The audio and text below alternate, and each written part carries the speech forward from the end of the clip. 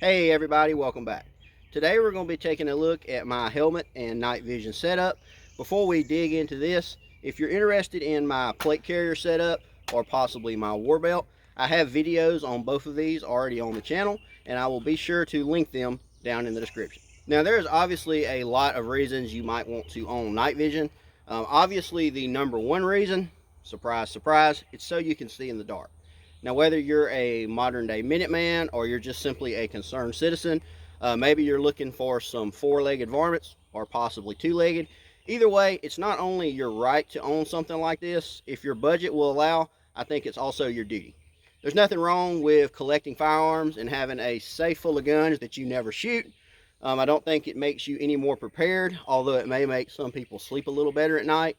In my opinion, instead of having a whole bunch of guns that you can't and you never will use, I think it makes a lot more sense to have a few firearms that you are extremely proficient with, and maybe something like this that just gives you a whole lot more capability. With my rant now over, let's go ahead and check out my setup.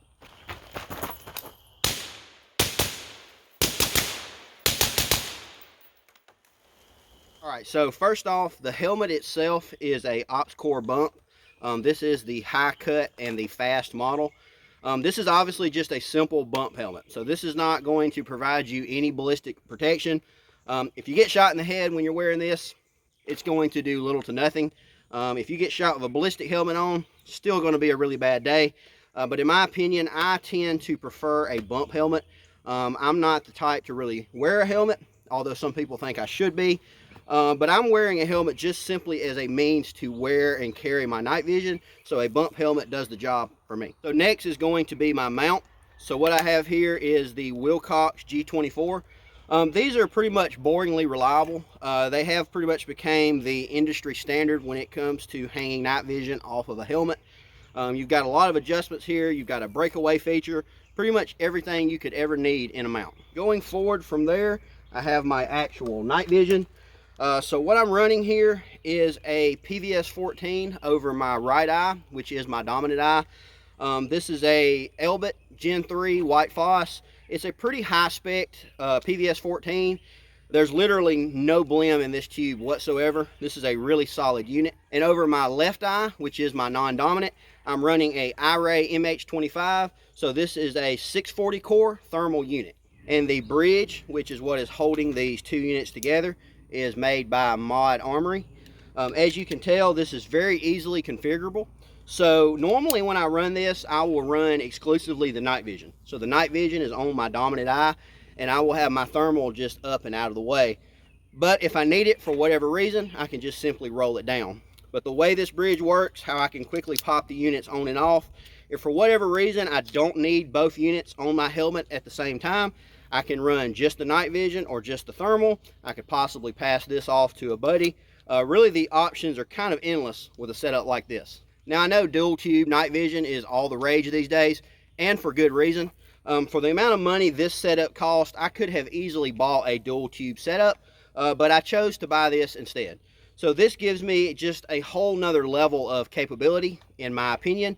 Having the ability to go between night vision and thermal pretty much seamlessly, or just run them individual if I need to.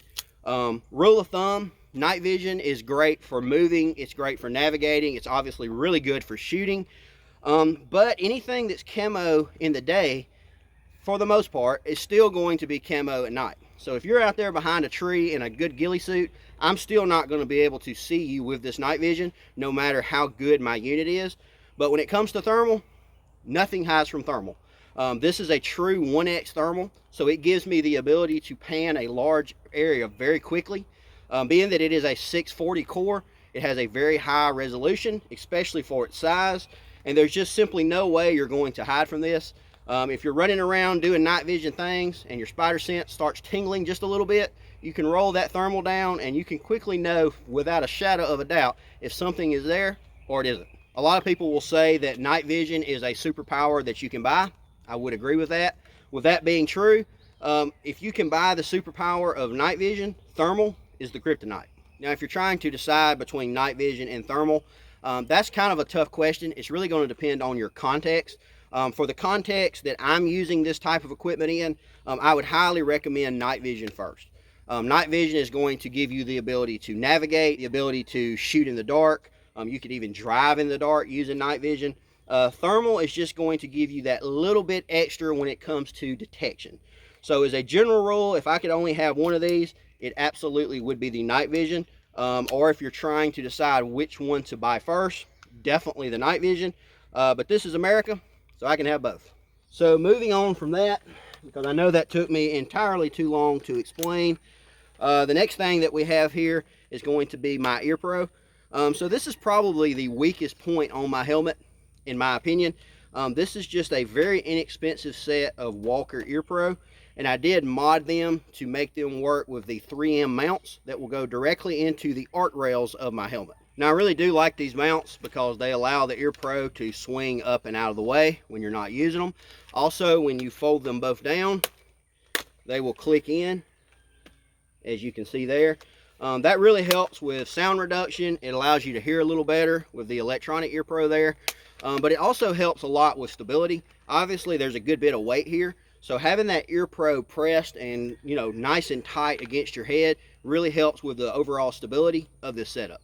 Next we have the Echo Arms M-Lock adapter.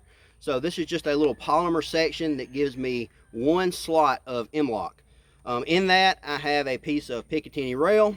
Mounted on that I have what I consider to be my admin light. So this is a Surefire M300V. So this gives me the ability to go between traditional white light, and I can also twist the head and go to IR. Now I don't use this a lot. Like I said, this is more of an admin light in my opinion. So down on the range, running drills, checking targets, things like that, I will use this under IR.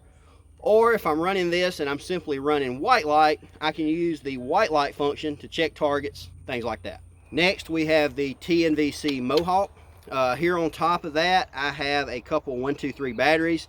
I believe this was a little shotgun shell holder. I just chopped it down and mounted it here on top. Also, this reminds me, speaking of batteries, I failed to mention on the PVS14, I'm running the Noise Fighter Power Pack. So this is a push button unit, so it gets rid of the traditional turn knob, and it also gives me the ability to run 123 batteries or AA's. I really like this. I think it's a lot more intuitive to use, and it also makes everything on this helmet run off of one battery. Now going back to the Mohawk, here in the back compartment I'm running a Anchor brand battery. This battery is what powers the thermal device. Now this thermal can run off of 123 batteries, but the battery life is extremely bad. It will suck one of these batteries dry in like 30 minutes. It's a lot different than Nightvision. Nightvision will run off a battery like this for hours and hours. Thermal is a whole different animal. So I am running a battery pack here in the rear. Wire comes around front and just plugs into the unit. Also under that battery pack I'm running 2 steel weights. I'm not exactly sure how heavy they are.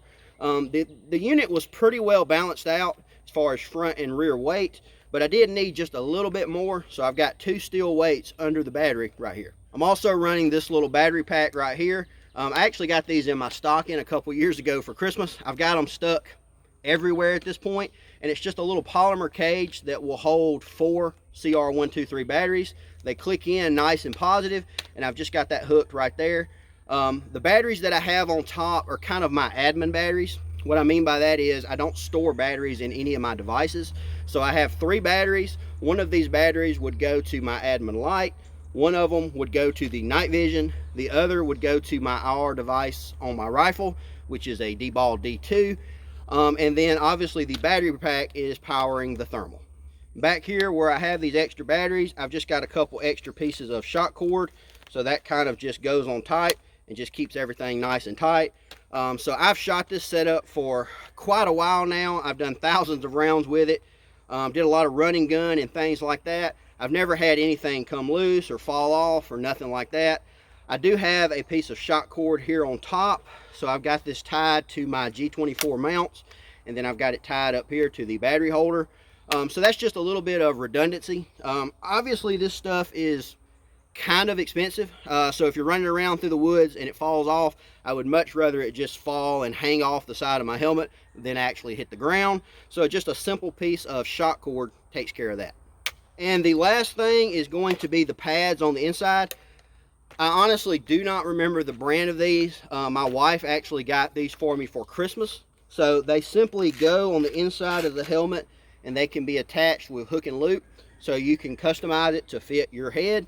And they're made out of sort of a memory foam material. They are a significant upgrade, and they make this thing extremely comfortable.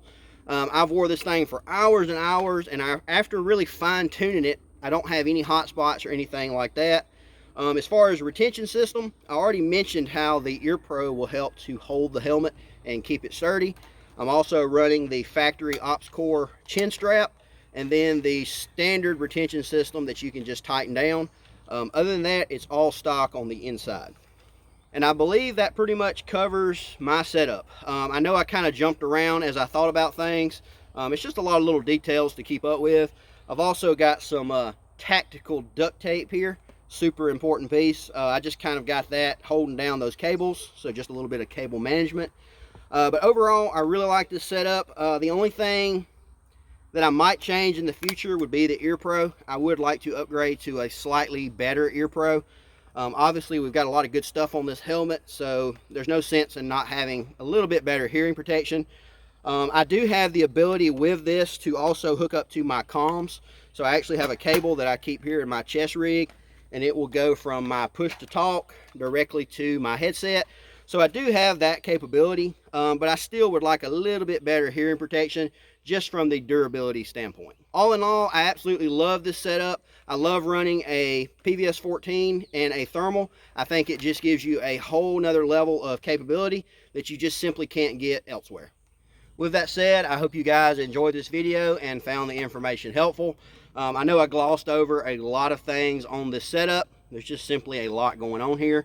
But if you have any questions that you would like to ask me directly, drop them in the comments. You can also contact me on Instagram and Facebook. If you're not following me in those places, I would appreciate that as well. I post a lot more content on those platforms than I do here on YouTube. I'm pretty much posting something, at least on my story, every day. Also, my email is down in the description, so you can contact me there as well. And as always, thanks for watching. See y'all next time.